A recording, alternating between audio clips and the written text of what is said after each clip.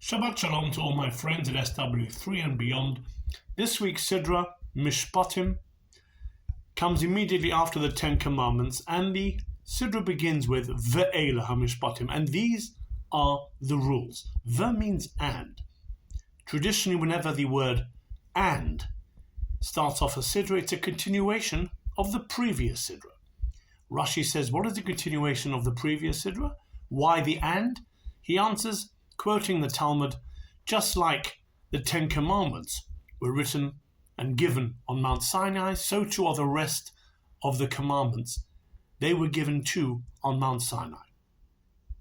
So the question is asked, then why specifically are the first few sentences all about being slaves to other people? In other words, if you are a Jewish person who has a slave, the laws of that slave, if that slave has a wife and child, what happens, who they belong to, when they can go free. Why specifically that genre of rules are the first ones applying in Mishpatim as a continuation of Sinai?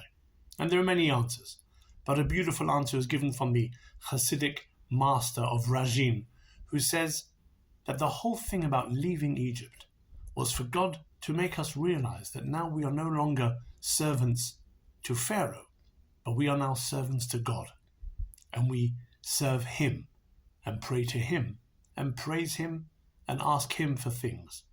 But that shouldn't make us think that there won't be times where people are subservient to us in an official capacity.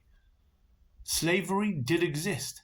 If someone couldn't afford to pay something back that they did, they had to give themselves over to become a slave to someone.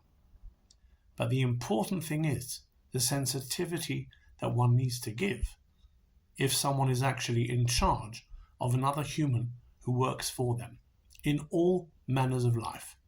When we are in charge of people who work under us, we have to realize that this is as important as the Ten Commandments. It is the following, the continuation of the Ten Commandments.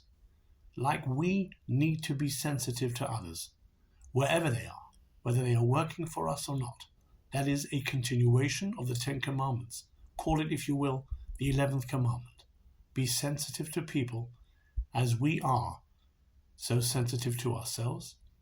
And when we are asking people to work for us and serve us, remember that we answer to a higher authority. Have a wonderful Shabbos.